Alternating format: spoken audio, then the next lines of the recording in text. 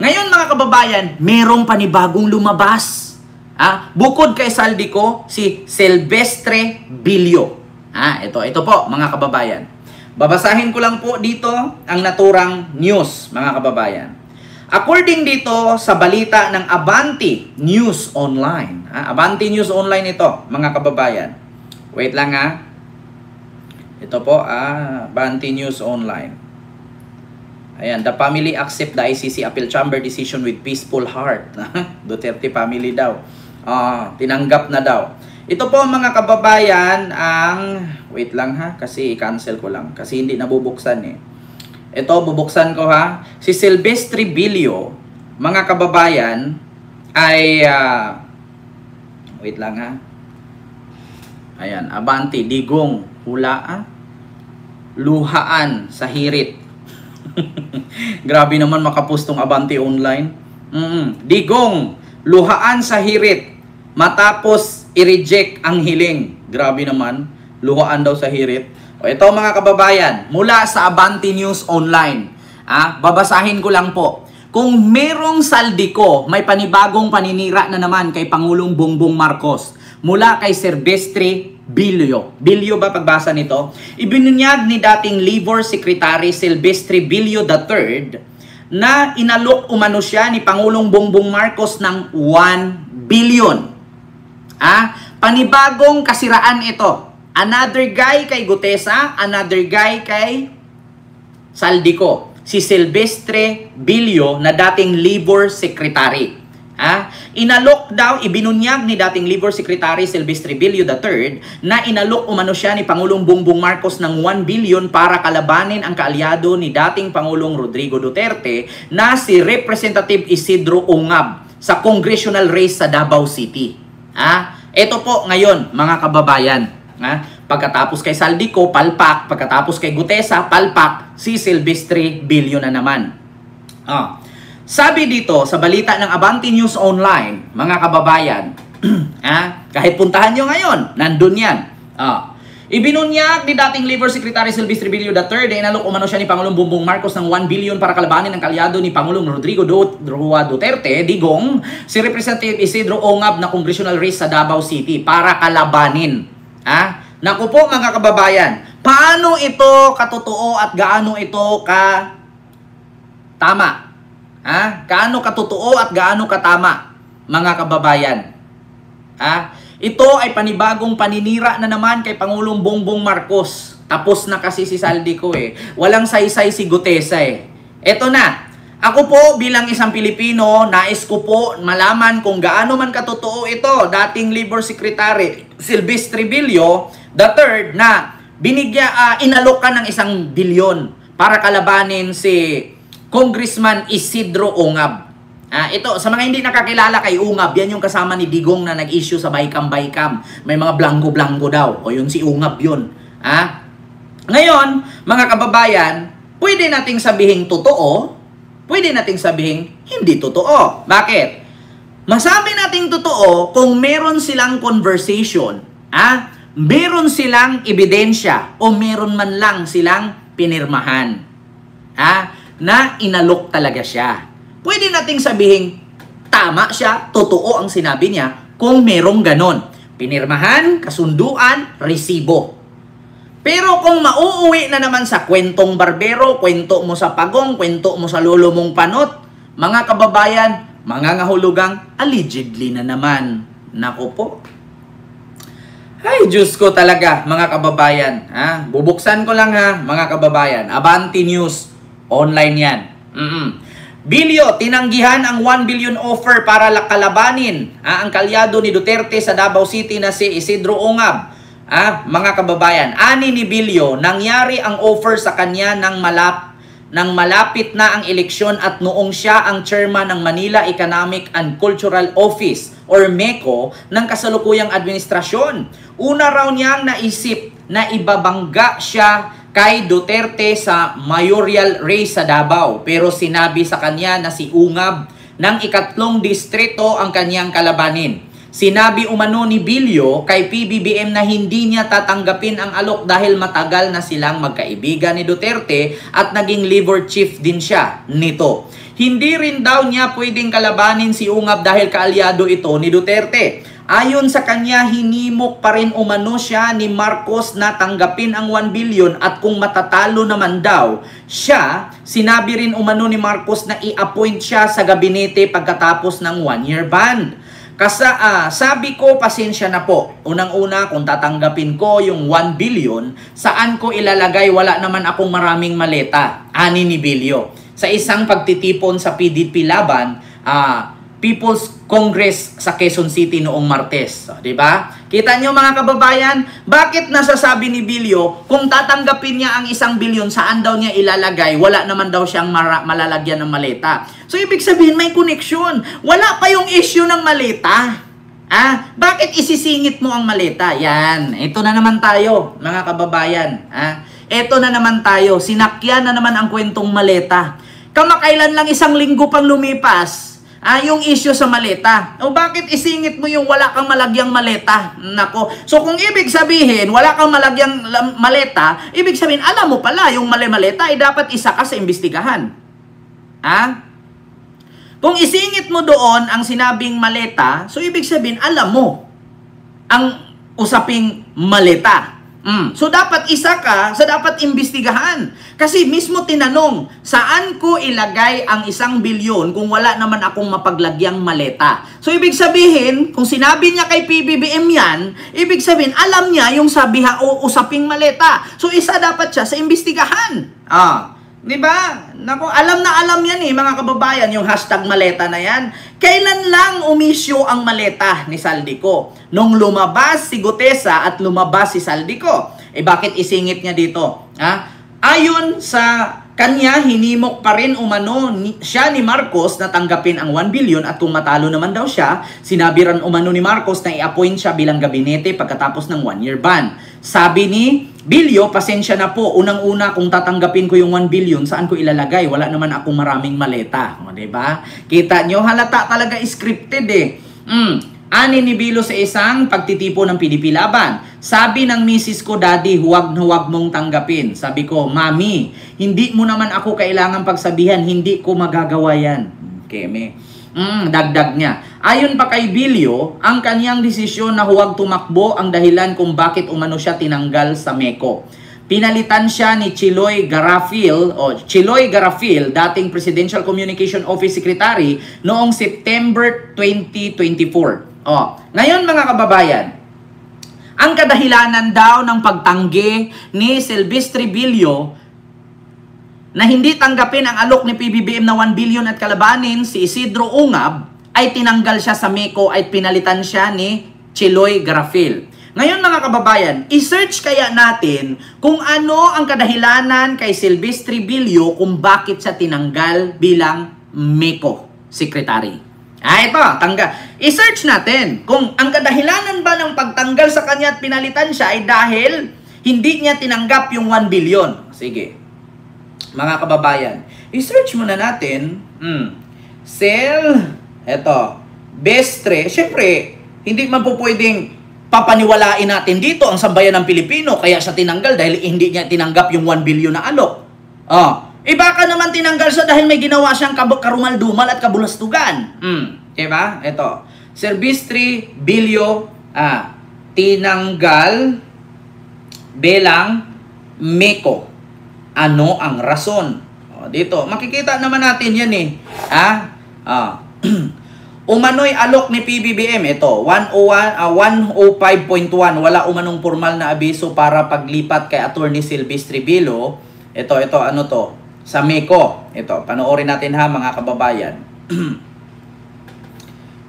Dito, breaking news. Ikinanta ng alok na 1 billion. Dito tayo sa mga news, mga kababayan. News outlet. Ito, RMN News. Umano'y alok na 1 billion. Wala. Dito tayo, mga kababayan, sa pagtanggal kay Bilyo.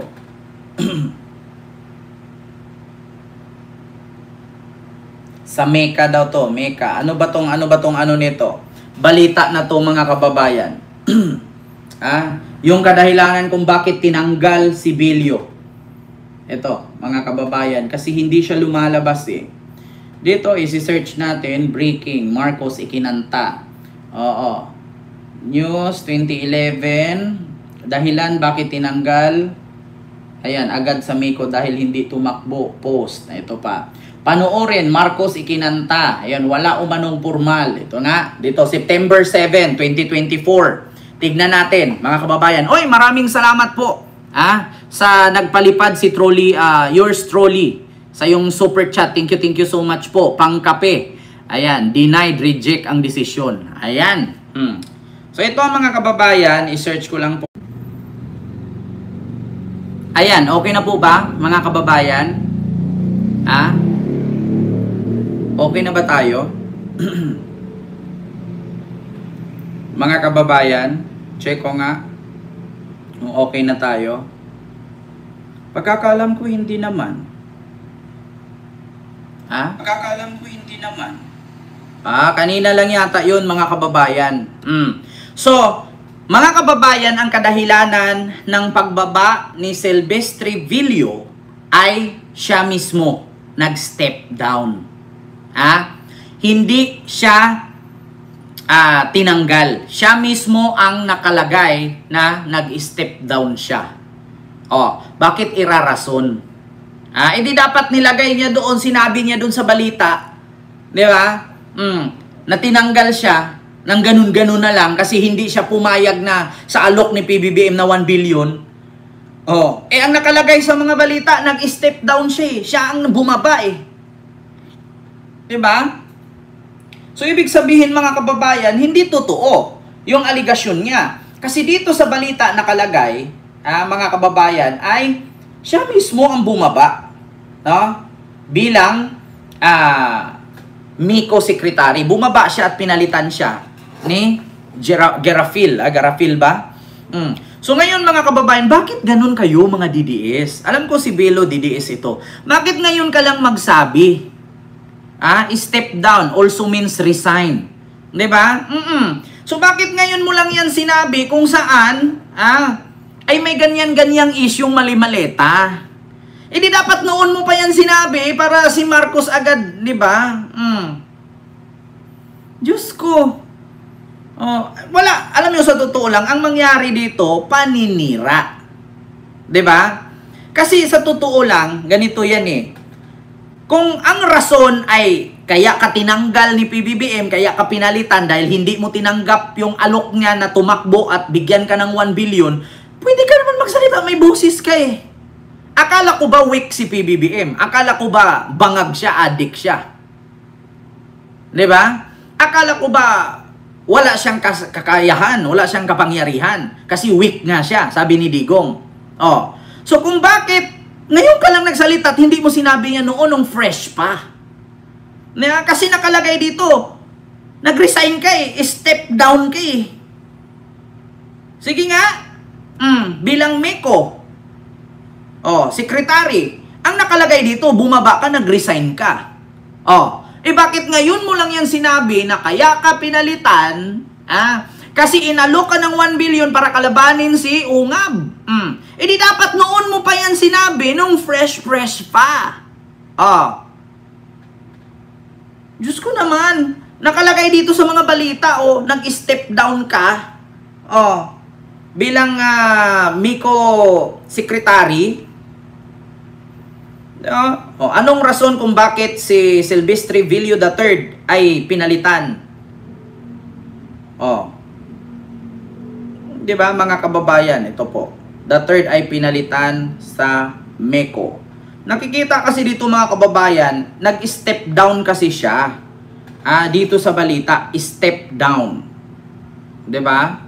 So sa madaling salita, mga kababayan, nag-resign siya. Hindi siya tinanggal basta-basta. Ito, sa totoo lang mga kababayan, hindi po tanga, no, ang mga opisyalis ni PBBM or ang mga tawag dito, nasa gobyerno, kung ganun-ganun na lang, mga kababayan. 'Di ba ikaw, tanungin kita mga kababayan, tanungin ko kayo, tatanggalin kayo ura-urada ng walang rason? Tatanggalin kayo ura-urada ng walang dahilan dahil hindi ka pumayag, hindi ka magsasalita. Yeah? Hindi mo i-voice out yan, hindi mo sasabihin sa media na ginanon ka. Yeah? Mananahimik ka na lang, hayaan mo na lang na i-under control ka ng presidente. Alam mo namang hindi pwedeng ganun. Yung mag-awol pa nga lang, kailangan 16 days ka bago ma-awol.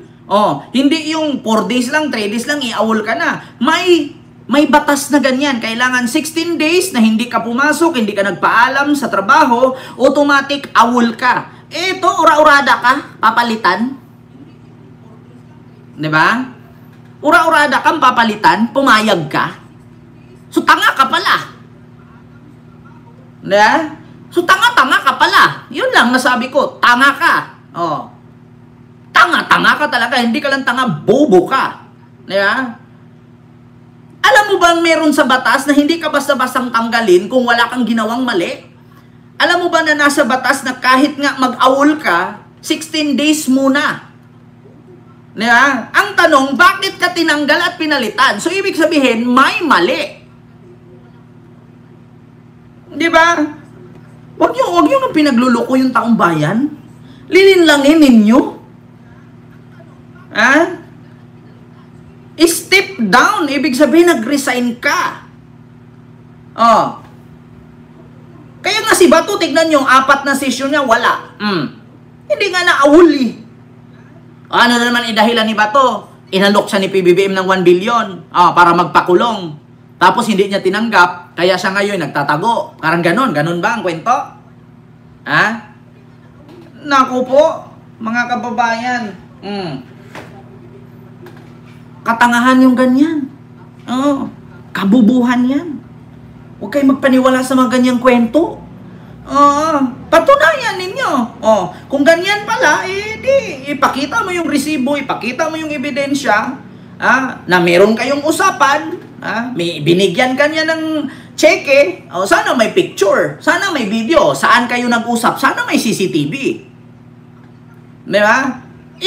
Sabi mo kung anong lugar kayo nag-usap para yung mga CCTV, pwede nyong i-rewind. Imposible naman kung sa Malacanang kayo nag-usap, walang CCTV dyan. Sino ba namang tanga magsabing walang CCTV dyan?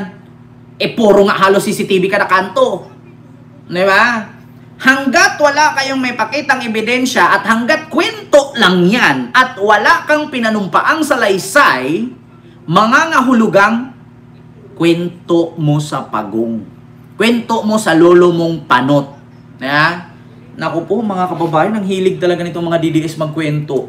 Alam nyo, sa panahon ni Cory Aquino, ni Ramos, ni Irap, accepted pa yung kwento-kwento. Ngayon kasi mga kababayan, hindi na-accept sa amin yan. Bata, bigyan mo ng 20 tapos sabihin mo 500. Tignan natin kung maniniwalang 500 yan.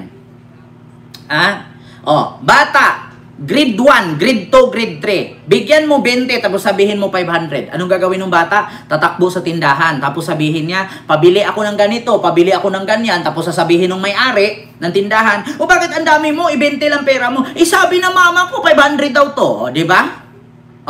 Ultimo, grade 1 and grade 2. Alam nila kung ano ang 20, ano ang 500. Tapos ang tao ngayon, lilinlangin ninyo na inalok ka ng 1 billion.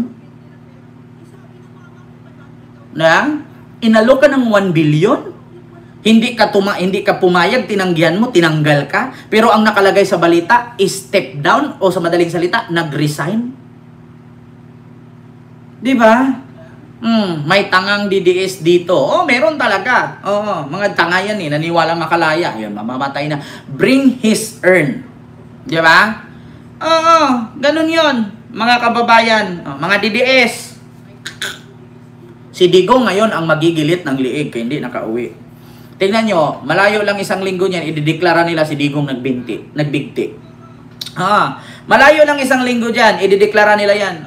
Duterte, nagbigti. Di kaya namatay, na-stress. So, yun po yun, mga kababayan. Yung bagong paninira kay PBBM mula kay Bilyo. Mula kay Silvestre Bilyo, mga kababayan. Na di umano, binigyan daw siya ng 1 billion para kalabanin si Ungab. Ending, hindi daw niya tinanggap, kaya siya tinanggal. So, totoo ba? Asaan ang pruweba? Asaan ang ebidensya? Asaan ang resibo? Hanggat walang ebidensya, walang katibayan, walang resibo, mangangahulugan lang, ikwento mo sa lolo mong panot. Yeah? Lo mo blue. Diba? So, yun, mga kababayan.